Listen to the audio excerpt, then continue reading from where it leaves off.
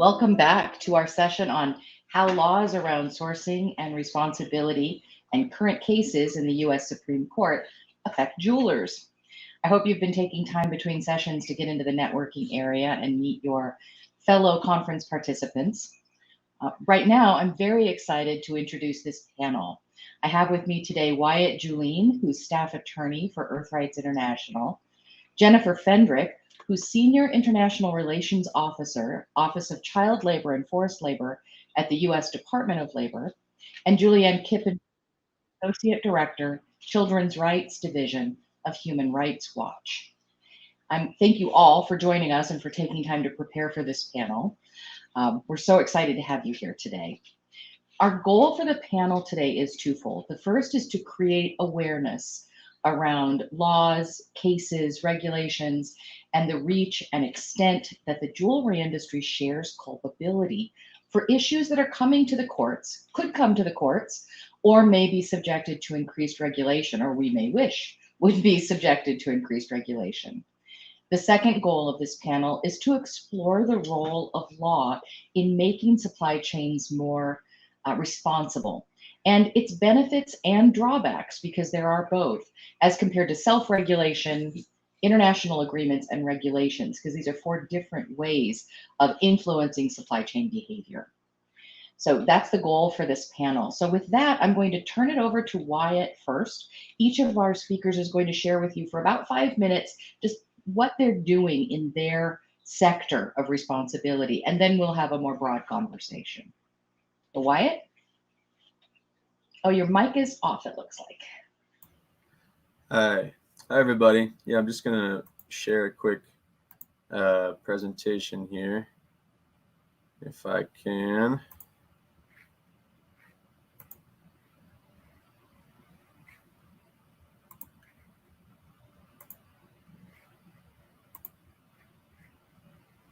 Maybe.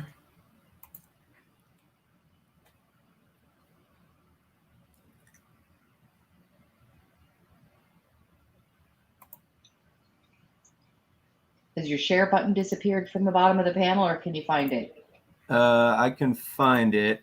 I'm just trying to hit it up. Okay, can you see it? It's coming up now. There it is. You're good. Okay, great. Sorry about this. So my name is Wyatt Gjullin. I'm a staff attorney at EarthRights International. Just to give you some background, what we do is we work on corporate accountability, climate justice, and protecting human rights defenders. And we do that through litigation, through training, capacity building with communities, and through policy advocacy. We've taken different types of industry actors to court in the United States for human rights abuses, corporate abuse, including Newmont Mining on behalf of Maxima Cunha Atalay and her family. We also are not limited to the mineral sector. Took Occidental Petroleum to court for pollution in the Amazon. Had some degree of success there in the U.S. courts, and currently litigating a case against Chiquita Banana for financing paramilitary death squads in the banana growing regions of Colombia. So based on, we don't have expertise per se in the laws that are governing specifically mineral resource extraction, but I'd like to speak more from, our experience litigating transnational human rights litigation, corporate accountability cases. And I just want to make a few quick points at the beginning today here. First, corporate abuse is widespread in U.S. investments in supply chains. It can involve, pollution, land grabbing, forced evictions, modern day slavery, which I'm sure my colleagues will touch on more, labor rights, attacks against defenders, and it affects both big companies and small companies, particularly in the gold mining industry, where small scale gold mining is a huge problem in the southern Peruvian Amazon, where we work, among other places. I also wanted to highlight something that goes under the radar in the mining sector, just for the audience, and that there's frequently agreements between mining companies and public security forces, where the mining companies contract the public security forces to provide private security for the mines. And that's deeply problematic because it subordinates a public force that should be guaranteeing fundamental rights of the public to corporate interests. And it also has a detrimental impact on the right to protest and the freedom of expression. Just one big takeaway from our work and kind of a recent analysis we did in the white paper on corporate accountability at EarthRights is that voluntary initiatives are not enough. They're not a substitute for being held legally accountable in a court of law. They're fine, and the UN guiding principles on business and human rights have led to some progress, but it's clear that after 10 years, it's been an insufficient measure, and what we need is clear laws that provide effective remedies to victims, and that also create effective deterrence for corporate abuse. So when companies violate human rights, they face consequences. That said, it is possible to hold companies accountable in U.S. courts in civil lawsuits for abuses that they commit outside the country in the name of on behalf of communities that have suffered from those actions. Excuse me. You can bring common law tort claims. Previously, the Alien Tort Statute of federal human rights law provided a vehicle for bringing human rights cases against U.S. companies. It's been severely narrowed and restricted by the Supreme Court in the last decade, including in the last October term of the Supreme Court in the Nestle case. And then there's other federal human rights statutes that speak to specific types of human rights violations, but are pretty narrow in their scope. And then in all these, there's frequently barriers to suit. The doctrine of personal jurisdiction is limiting, as well as a doctrine called forum nonconvenience, which basically allows a company to argue that it's not convenient to litigate in their home forum, and the case should be brought outside the country, usually in the place where the abuse occurred, but where sometimes the institutions are weak, or there's corruption, or there's threats to the plaintiffs if they're going to bring the case. So ultimately, we need strong legislation. We need mandatory human rights due diligence and laws that create the ability for victims to bring lawsuits and hold companies accountable if people want to have confidence in the supply chains and investments that produce the products that they buy. I'll leave it there. Hopefully that wasn't too long, and pass it on to the other panelists. Thank you. That was perfect. Thank you, Wyatt. So I'm really hoping that as an audience, we're starting to gain some vocabulary around these things, because we can't be effective in helping to enact change if we don't have the vocabulary. So that was perfect. Okay, next I'd like to ask Jennifer to share some information with us. Thank you, Andrea. My name again is Jennifer Fendrick, and I work for the Department of Labor, the Office of Child Labor, Forced Labor, and Human Trafficking. I want to give a quick plug to my colleague, Caleb Owen, who will be speaking in much more detail on our mandate, including efforts to assess the extent to which governments are adhering to internationally recognized standards on child labor. He'll be speaking at 2 or 3 p.m. Eastern. But what I want to talk about briefly today is a little bit on the role and limitations of jurisprudence in stemming labor abuses in jewelry supply chains, and also a little bit about how children in armed conflict continue to play an outsized role in some of these supply chains. So I want to begin just by talking a little bit about gold. So illicit financial flows are by definition difficult to quantify, but the UN has estimated that about $40 billion of illicit financial flows from sub-Saharan Africa are derived from extractive commodities. And about 77% of this is in gold. So that's about $30 billion. And we know about a ton of illicit gold leaves the DRC every year. It's very easy to smuggle. It's hard to trace. You can melt it in your backyard. And much of this gold ends up in a gold souk in Dubai, where it's effectively laundered and then it enters the global supply chain. And this gold finances warring militias throughout sub-Saharan Africa. And children are recruited by many of the same non-state armed groups who control gold and diamond mines throughout the continent, and in fact, throughout much of the world, including in Latin America, as Wyatt has mentioned. And these revenues also fund corrupt state security forces and ultimately contribute to insecurity.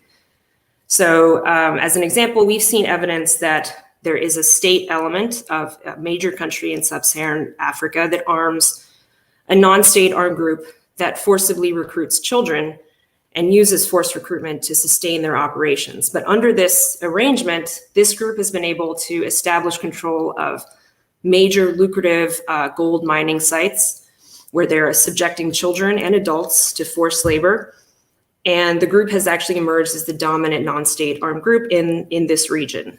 And we've seen evidence of child soldier recruitment and forced labor converging around diamond and gold and other precious gemstone mines around the world, including in Mali, Colombia, Venezuela, most recently in Mozambique as well.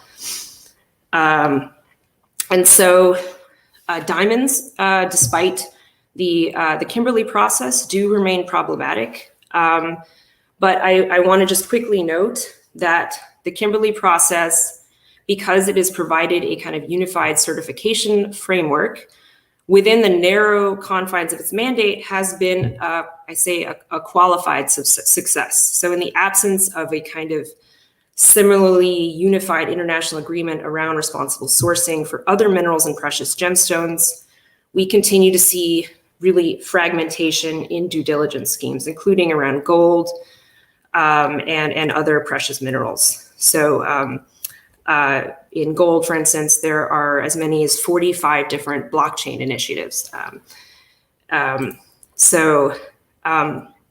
I just quickly, if there's time, I just want to touch on a U.S. conflict mineral provision, Dodd-Frank. This was passed in 2010. This is part of the Dodd-Frank Wall Street Reform and Consumer Protection Act. The conflict mineral provision, which is Dodd-Frank 1502, requires companies to disclose to the Securities and Exchange Act whether certain conflict minerals originated in the DRC or an adjoining country.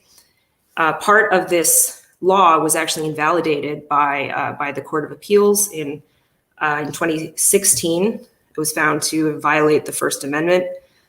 This was part where the companies were required to disclose that their products have not been found to be DRC conflict-free unless they've been explicitly found to be conflict-free.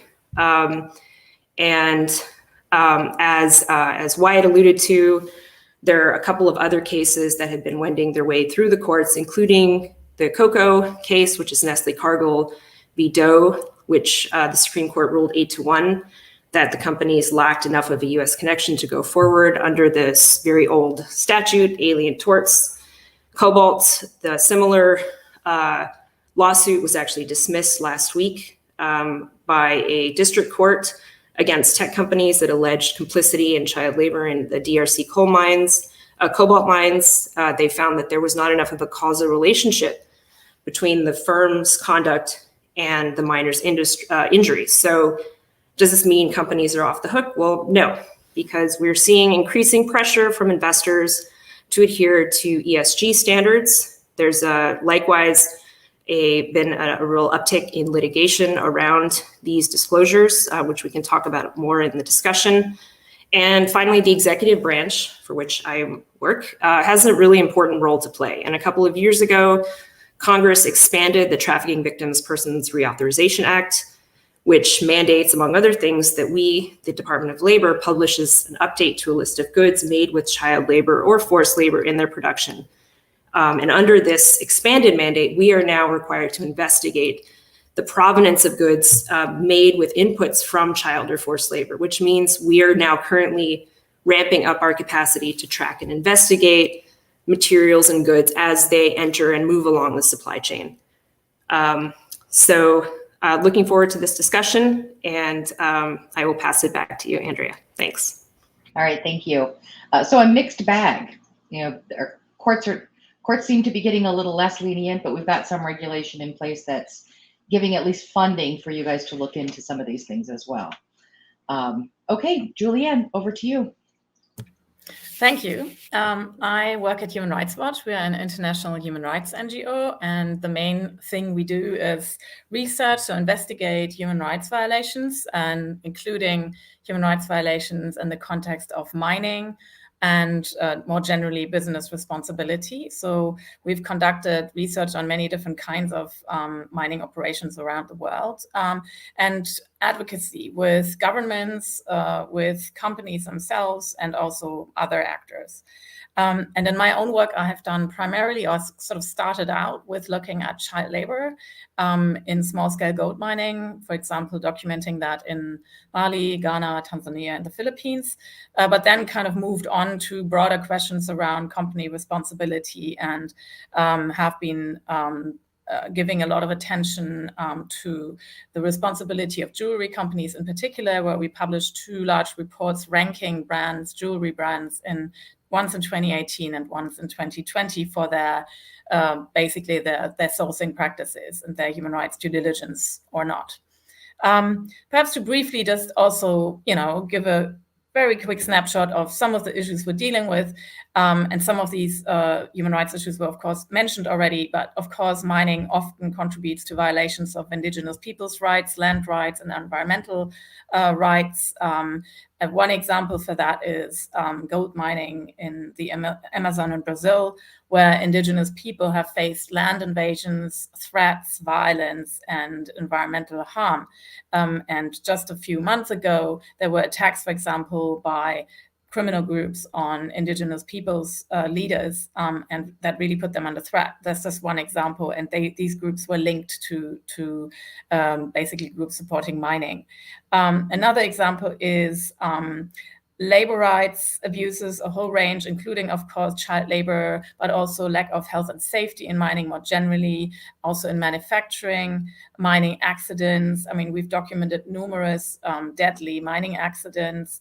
And for example, the rise of child labor in small-scale mining in the context of the pandemic, where in the last year and a half or so, the numbers have really gone up in several African countries, for example, in small-scale mining. And a place where I've done quite a bit of research is Ghana, and the typical thing would be that children use mercury to wash gold, unaware of or sort of withdraw the gold from the ore, unaware of the health consequences, do crushing work, carrying work, breathe in dust from processing when they use machines, and obviously also forego an education often that way.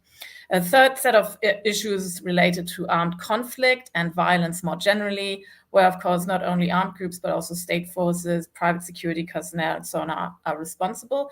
An example for that is abuses against protesters as well as small-scale miners in Zimbabwe in the Maranga diamond fields, where, for example, a private security company linked to a government-owned company has actually committed terrible violence against local miners.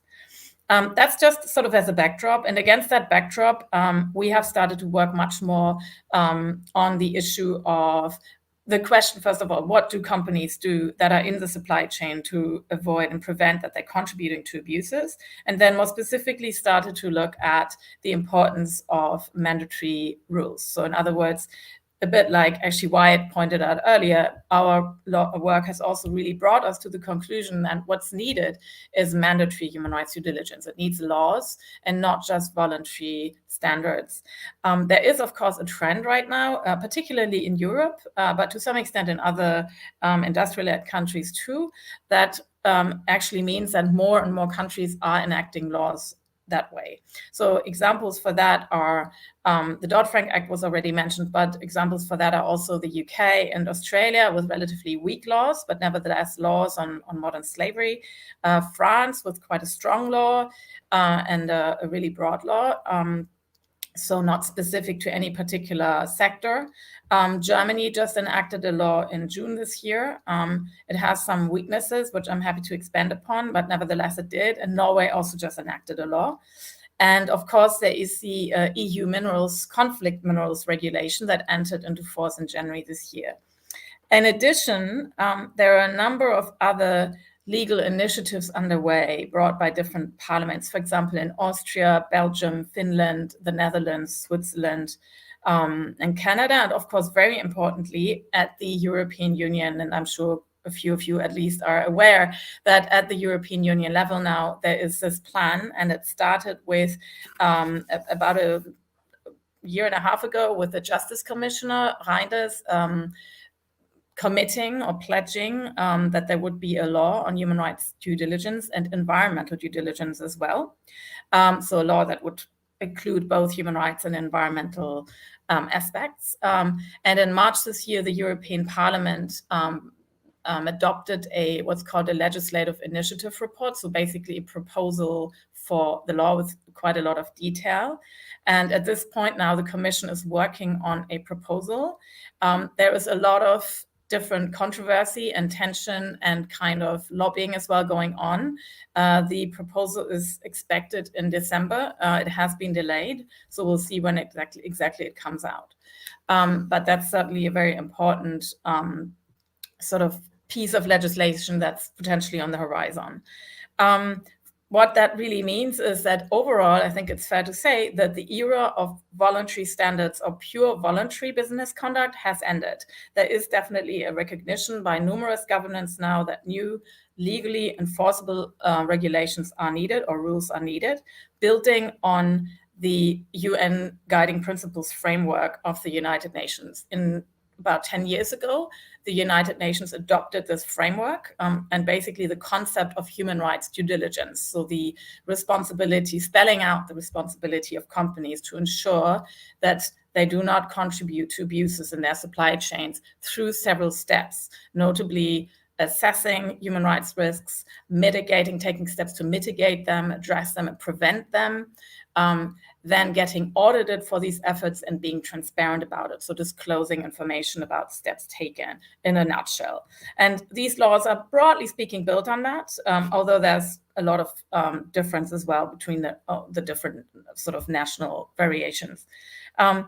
When we say voluntary initiatives, we largely mean industry-driven standards. And as Jennifer just pointed out, there's many, many standards around. Some of them are quite strong and have really the potential to, for example, define best practice and help some companies really move forward, but that they cannot replace legislation. That's very clear from our perspective.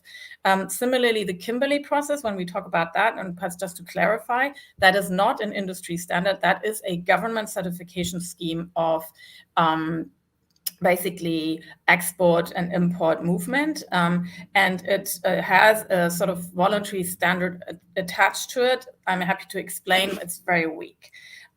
So having said all of that, I want to perhaps just quickly end on saying why we think this is so important and what in particular we think should be the elements of strong human rights due diligence. Because just having a law that says human rights due diligence in its name doesn't necessarily mean it's a good law. It's important because, first of all, this means that governments recognize that companies have a human rights responsibility and they actually have an obligation to act, and not just in their own borders and in their own operations, but throughout their supply chains, including across borders. Secondly, what's quite clear to us, many companies will only act when there's a law. There are some companies that are sort of champions and really move ahead before there's a law in place, but many others don't. And that's why the laws are needed. They are also needed then to protect these kind of more, these protagonists and these champions, because otherwise it can become kind of a disadvantage to spend a lot of money on, for example, human rights due diligence measures when others do not invest in them. But this way, the playing field is leveled. Ultimately, it's a measure of accountability and of transparency, accountability to the public in the country or the region where the laws are passed, but also accountability to the consumer, to the affected communities, to the wider public. And of course, as we've heard from Wyatt a moment ago, companies can and should be held liable for basically wrong conduct when there are particular abuses taking place. And I want to just mention one case that's a few months ago where a diamond company in the UK, Petra Diamond, that they were not, they didn't lose the case, but they agreed to settle because of a suit brought around violence committed in the Williamson diamond mine in Tanzania against 71 people, and they ultimately agreed to pay something like $5 million in compensation. And these kinds of things are important to show that companies, well, in this case, can't really be held accountable, but can actually be obliged to take some actions to, in this case, compensate at least. The key elements, very quickly, I'll end on that. Human rights due diligence needs to span the whole supply chain of a company. It needs to apply to all companies and all sectors. It needs to cover both the broad range of human rights issues, so not just, for example, only be limited to child labor or modern slavery. From our perspective, we need a broad approach on human rights, but also the environment, including climate change. It has to have strong disclosure and transparency provisions to really ensure that companies report publicly about the risks they've identified, the non-compliances they've identified, the steps they've taken to address those, and also the supply chain in itself, like what does their supply chain actually look like. And lastly, it needs to have both an enforcement mechanism, really a sort of competent authority to enforce it, as well as the possibility of liability for human rights and environmental harms that a company has been causing or contributing to. And I'm probably over my 5 minutes, so I'm going to stop there. Very interesting and helpful, though, so don't worry about it. This leads me to, thank you, Juliane, that was really good.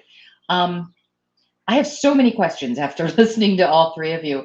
Like, one question would be for specifically for Jennifer, because you were talking about your increased responsibility to report on child labor. Is there an enforcement element that's attached to that reporting, or is it just informational in nature at this point?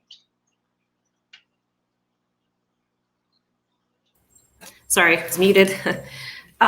So at this point, the mandate is informational in nature. However, we are looking at efforts to sort of tie some of our research into USG-wide, that's U.S. government-wide efforts to sanction some of the actors, some of the actors, the bad actors, that we do end up identifying in the supply chain. And so we are working on a sort of whole of government effort with our colleagues in DHS and Treasury specifically to try to sort of attach an enforcement angle to the work that we're doing. But at this point, the list of goods that we produce every 2 years, including the list that we will be producing this year under this expanded mandate, is more of informational in nature. And then I'm also curious, and I'm curious globally, and I think Juliane just gave us sort of a good view of the more European UK element of this, but is there a higher, like when we want to take a company to task for violating a human rights or some regulation, is the burden higher for us to prove that the company was wrong than it would be in a different sort of legal case? It seems to me that companies have a lot of different ways to skirt responsibility in a courtroom setting, either by saying it has to be tried in another country where they'll have a lot of support from state-sponsored actors to, cover up for them, or whether it just seems there are ways to skirt it. So my question is it really hard to prove that a company has violated human rights, or is it not hard to prove, it's just hard to get people to value that information? I would say that the most sort of recent spate of cases, including the cocoa case and the cobalt case, both of which have been dismissed, would indicate that the burden of proof for the plaintiffs is quite high, and that in both cases the courts found that they were not able to provide a sufficient sort of causal link between the children who were subjected to forced labor in the cocoa fields or in cobalt mines were linked to these companies who were the defendants in both of these cases, which is not to say that, I'm speaking on my own behalf, not the US government's behalf, that these companies should not be held to account. But as both Juliane and Wyatt have mentioned, we need much stronger legal frameworks, including, I think, a more kind of unified international effort to address many of these issues. And some of the provisions that are currently on the books in the United States, including Dodd-Frank 1502, have not been really adequately enforced by the SEC, and there really are limits to voluntary compliance. And we've seen in cobalt, we've seen and in gold, and in many other sectors, just a multiplicity of efforts that are very difficult from our end, from the U.S. government's end, to trace. And in many cases, there are traceability schemes that are competing with each other. There are third-party auditors who, in some cases, may be beholden to the companies that they're working for. So the fragmentation is a big issue. And again, I think that there is a role for voluntary compliance, and we are seeing that in recent cases, including against Chiquita Banana, for falsely claiming to uphold certain ESG standards, as I think Coca-Cola, Walmart, a number of other companies have been subjected to similar litigation for making claims around ESG. You've referred to ESG a couple of times now. Could you clarify for our audience what that is? Yeah, those are our voluntary environmental, social, and governance standards that companies are increasingly under pressure from investors to comply with, over and above what the law dictates. Thank you. There's a question from the audience. Abigail Sibanda is saying that the issue of compensation would be difficult to take off in Africa, where companies don't take the initiative to acknowledge abuses and rights violations. And she's asking, what can we do to ensure that large-scale mining operators commit to these responsibilities? How can we influence it? Anyone have? I can maybe take that, but I just want to also piggyback on what Jennifer was saying and respond to that question about the burden, how hard it is to hold companies accountable. Corporations enjoy a variety of benefits that natural persons don't in courts of law. The Supreme Court has ruled, in some personal jurisdiction cases where the court has jurisdiction over a company, has made it harder, right, than it would be to establish jurisdiction over just a real live person. Usually, you can have jurisdiction over a person if you find them in the forum, if they're physically present in the forum. But now, essentially, to have general jurisdiction over a company, it has to be the place of incorporation, or where they're headquartered, where they're at home. So that's one benefit they enjoy. Also, just the limited liability. The corporate structures are very complex, and so it makes it difficult to. There's lots of doctrines about limited liability based on a corporate entity and shielding shareholders from a subsidiary's actions, and so that structure itself makes it difficult to connect the dots from the corporate human rights abuse to the parent company, potentially in the United States. And so without clear legislation, companies take advantage of this kind of ambiguity and complexity to deflect from general allegations of human rights abuses rather than to address them. Not always, but that's one consequence. And so just to answer your question about how to make companies take seriously their obligations, they will when it's in their interest to do so, and it'll be in their interest to do so when they face consequences for not doing so. And so that means we need strong accountability with enforcement teeth. And when they commit harm, they need to be held accountable. And if that's the case, then I think you'll see more improvement in the supply chains than through voluntary initiatives. So increasing consumer awareness and taking seriously our responsibility, not just to speak with our dollars toward these corporations that are operating mines, for instance, at the beginnings of our supply chains, but also having stronger legislative demands as industry members. Both are important. That's what I'm getting out of that. Did I get that right?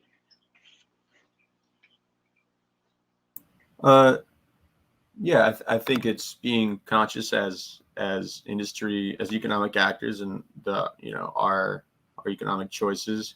It's promoting legislation that contributes to corporate accountability and responsibility. Yeah, those two things. We'll be seeing an example in tomorrow's water panel about how at first people weren't familiar with the issue of mercury, particularly in the Amazon will be the angle we're discussing tomorrow. Then people became familiar with the issue, and opacity was the main culprit. Nobody could see the problem, so we couldn't act on the problem. Then when opacity was stripped and we had visibility to the mercury problems in the Amazon, right down to maps, well, then corruption became the bigger concern. So corruption's always a concern, but corruption then was still present, I guess. Are we seeing movement on child labor in particular, and forced labor? Like, is there an improvement in the world? Are we seeing it more, but we're still dealing with corruption, or is it just a problem that moves around like golfers in a golf course? I can say that we have absolutely seen an uptick in child labor in sub-Saharan Africa. Most of the rest of the world did see a decline, but in the wake of COVID-19 and the school closures, we have seen a pretty marked increase in child labor. And I would add that for instance, in the Central African Republic, we saw a pretty significant increase in the number of children. I think a 50% increase in the number of children under 15 who are working in diamond mines in the Central African Republic. We don't necessarily have enough data on other countries to give any kind of specific numbers on this, but it is a very pretty significant issue in sub-Saharan Africa, where 1 in 4 children are in some form of child labor right now. And does that statistic span the range from large-scale mines to artisanal mines, where it may be a family mining, or is that mostly looking at the larger scale mines? I would say more in artisanal mining, most of the uptick in child labor, to the extent that we are able to document this. It's very difficult to get to kind of quantify some of these numbers. For instance, in the Kivus and the DRC. To get a really good estimate on the number of children working in those mines, because they're in such insecure areas. But most of the increase, I think, has been associated with children working in artisanal mines, as well as in other sectors like agriculture. And Juliane, also come in there as well. Yeah, thank you. So first of all, on child labor, yes, I mean, that's what we've documented as well, that in numerous cases, and we know this from some other organizations as well, they've documented how child labor has actually been on the increase since the beginning of COVID-19, and that has been a reversal of the trend, because overall globally child labor numbers were going down actually since 2000 roughly, still too high, but they were actually going down. We published a report in May this year that I'm just going to put into the chat that is not specific to gold. It is just about the increase of child labor in both Uganda, Ghana, and Nepal, but it has examples from gold mining, small-scale gold mining, and also stone quarries in both Uganda and Ghana. So that's perhaps just on that particular issue. Secondly, I just wanted to quickly get back a little bit to the issue of kind of liability and having companies in court. Indeed, I think there are many examples that show how companies try to evade and how challenging it is to actually bring these cases. At the same time, perhaps we have to remember that at least in Europe, some of the human rights due diligence legislation is very new. So in France, it's from 2017. There have been a few cases brought, and they were not particularly successful. They kind of failed on formal grounds. But there's, I think at least one is also ongoing. And then in Germany, of course, the law isn't enforced yet. It was adopted in June and will enter into force in 2023. However, this law has no liability clause. I mean, we and a whole coalition of organizations in Germany were strongly advocating for a liability regime, but that was rejected. And so the law, that's one of the big weaknesses of this law.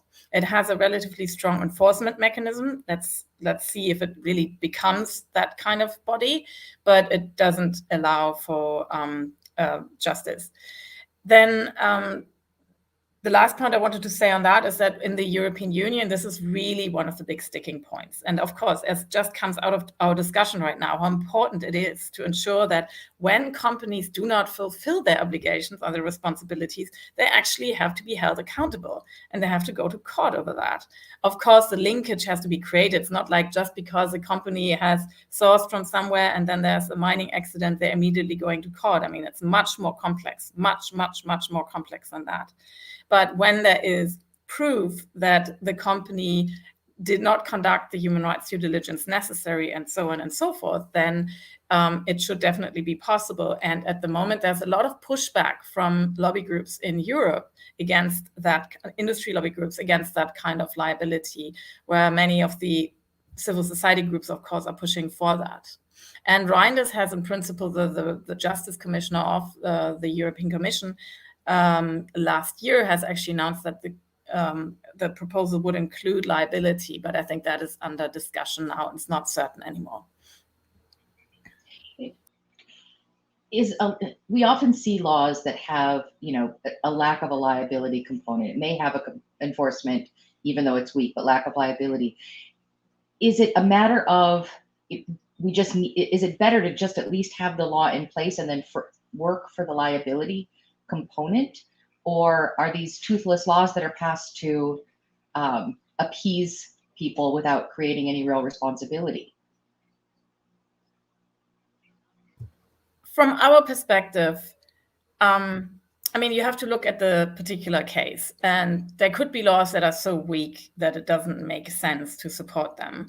In Germany, we felt that ultimately the stop law was still sort of a small step in the right direction, in the sense that it changed the paradigm and established the simple recognition that companies do have an obligation to conduct human rights due diligence. And if the law was interpreted in a robust way and also implemented and enforced in a robust way with a strong, competent authority, it could still bring change. I don't know, Wyatt or Jennifer, if you wanted to add anything to that thought. I had another question, but I don't want to run along if you were waiting to click your mic. No. All right. So Susan Erickson points out in the chat, she says, I think we might talk of the end of the jewelry supply chain, not only of consumers, but of investors and the changes that are taking place in corporations from shareholders. And then Sean Clinton adds to that De Beers shareholders are challenging claims that their diamonds are conflict-free due to the links to Israeli war crimes. So that's a good correction for me to not just speak in terms of being the money end of the supply chain as users of the materials, but also applying pressure to the investors. But it's difficult to figure out who the investors are to apply pressure to them as well, isn't it? Yeah, hi. I would agree with that assessment, and I think I would add that this kind of speaks to some of the limitations under both Dodd-Frank and then the Clean Diamond Trade Act, which was passed in 2003 as part of the Kimberley process. This was passed in the United States as part of the Kimberley process, and the Kimberley process, again, it's an international agreement that prohibits the trade in kind of rough conflict diamonds, but it's very narrow, and it does not include a lot of labor issues, doesn't include human rights abuses, violence against minors, money laundering, or other financial crimes. So it's very limited in scope. Likewise, Dodd-Frank is extremely limited in scope, and again, Dodd-Frank applies to conflict minerals that come from the DRC or the surrounding region. And so gold, 3TG, which is gold, tin, tantalum, and tungsten.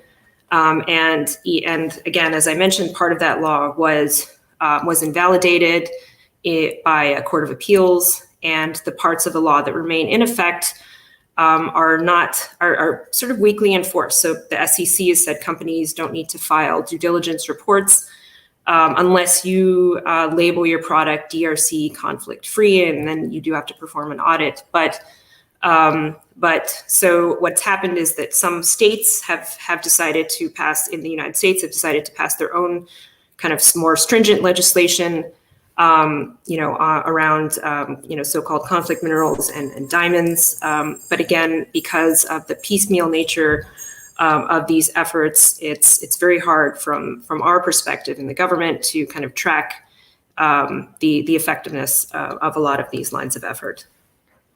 And I think that points out something important for us as jewelry industry members in the room need to think about. It's easy to hear about a case involving cobalt or rare earth metals or even base metals and think, well, that's not us. But it is us, because those are big companies with a lot of money.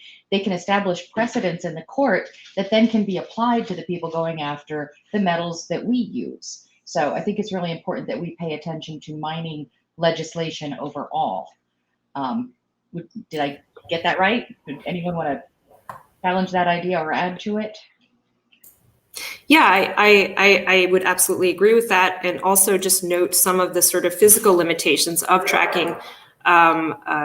Some commodities like gold, for instance, it's very difficult to establish kind of chain of custody.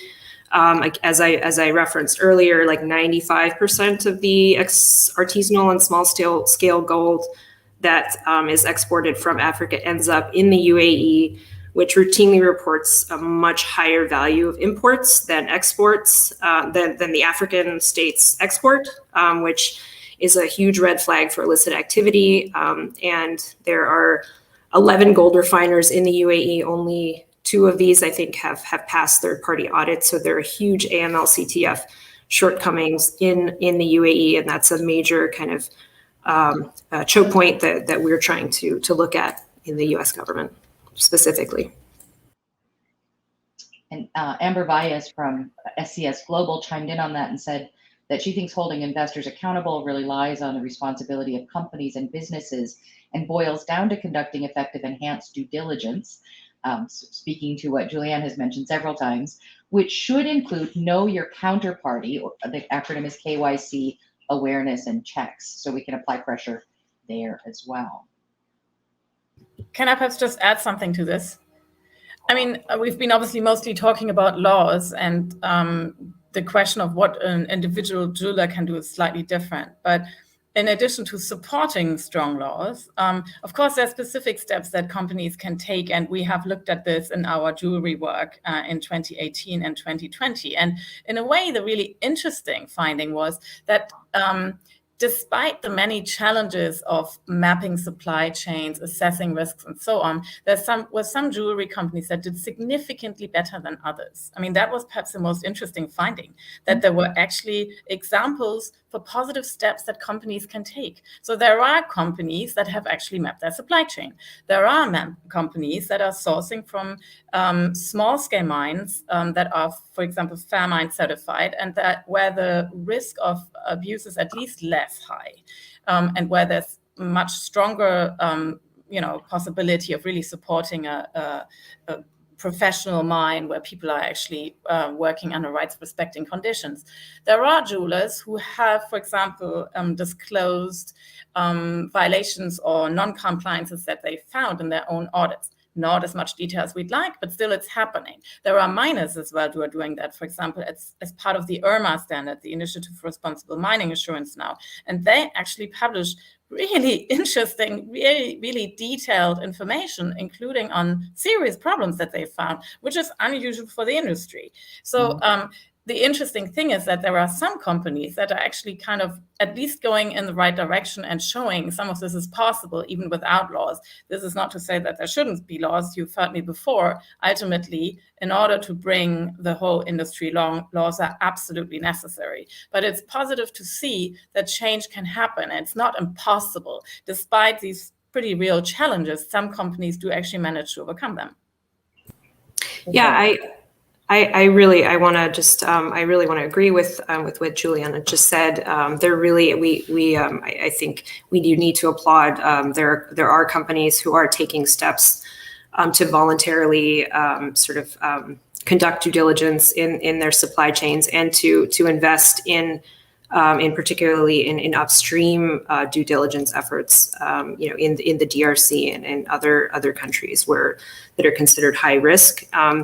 And voluntary industry standards really do have an important role to play in this respect. But just again, to reiterate the fact that there are limits to self-regulation, and the fact that the SEC exists is a testament to these limits. It was created, of course, after the market crashed in the United States in 1929.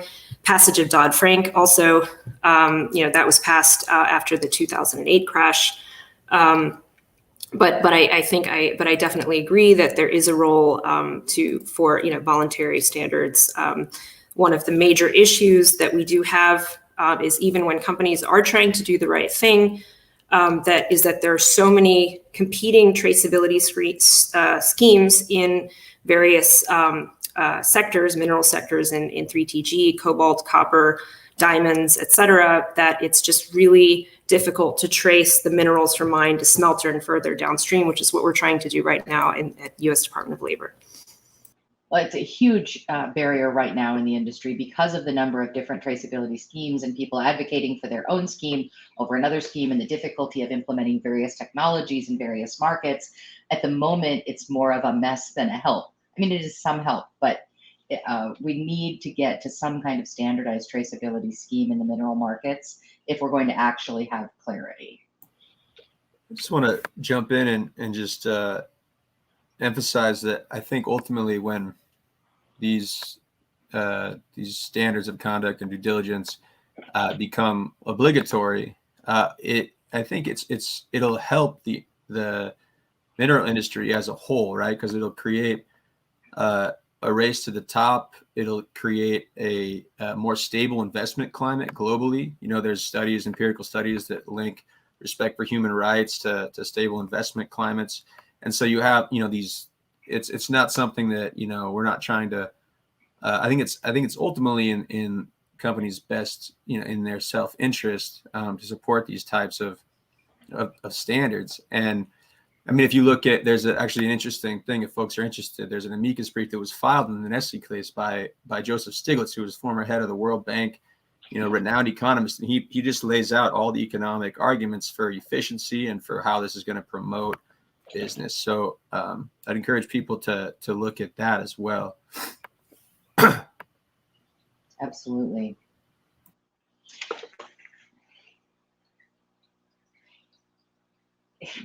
I had a question, and I can't wrap my lips around it. So I'll ask a different question, which I also had earlier. Is there any more? There's been effort to sort of take the teeth out of Dodd-Frank several times since it was implemented. Are there any open efforts right now to again weaken the act that you guys know of? I'm not aware right now of any efforts to weaken Dodd-Frank, which again was not, I would say, robustly enforced over the last 4 years. But I think there's some indication that the SEC is moving to enhance its enforcement efforts potentially. Although I don't work for the SEC, so I can't speak on their behalf. But I think that there are some indicators that that the parts of the SEC that haven't been invalidated by the courts may be more robustly enforced than they were from 2016 to 2020. That would be good news. All right, we're getting down to our last 5 minutes. If any of you have further questions for this panel, now's the time to drop them in the conversations or the Q&A, because it's such a cool panel to be able to ask questions of. One question that we still have is, do members of the panel agree that the deliberately narrow Kimberley process definition is actually a shield for industry to hide behind? So slightly loaded question, but fair. So what? Happy to jump in on that one. I mean, we are one of the groups that have been calling for a wider definition. And of course, there is the Kimberley Civil Society Coalition that we're not part of, that consists of numerous organizations, particularly African human rights organizations or NGOs in different producing countries, and that really work with affected communities around the impacts of diamond mining on local communities. In fact, the last panel before this one, of course, dealt with exactly that issue. And from our perspective, definitely that is a huge problem, that there is a scheme that has been set up by governments to only rule out that rebel groups, armed groups, benefit from diamond trade, and not state security forces, government forces, armies, or groups like that. And from our perspective, that's a huge problem. I gave the example of the Zimbabwe human rights violations, the violence in the Maranga diamond fields earlier. And the problem with that is that the diamonds, in part, or one of the problems is pointing out the problems of the Kimberley process. It's the diamonds from Maranga, where miners get seriously tortured, arrested, and so on, still are getting the Kimberley process certification and are still on the regular, legitimate market. And so that points to the problem. Yeah, and I would add that another sort of prominent example of the shortcomings of the Kimberley process, again, is the diamond mines in the Central African Republic, who many of which are controlled by the Yevgeny Prigozhin-owned Russian PMC Wagner, and the fact that the number of villagers have been executed in and around gold and diamond deposits in the Central African Republic as recently as a few months ago, as was reported in the 2021 UN panel of experts. And of course, Russia is right now the chair of the Kimberley process, so that there are quite a few issues around the Kimberley process, not least of which is the fact that it's arguably overly narrow in scope. But yeah. Susan Crow is asking if you see gold and diamonds as the new cocaine, and is there any sign of organized crime being involved in putting pressure on the corporations involved?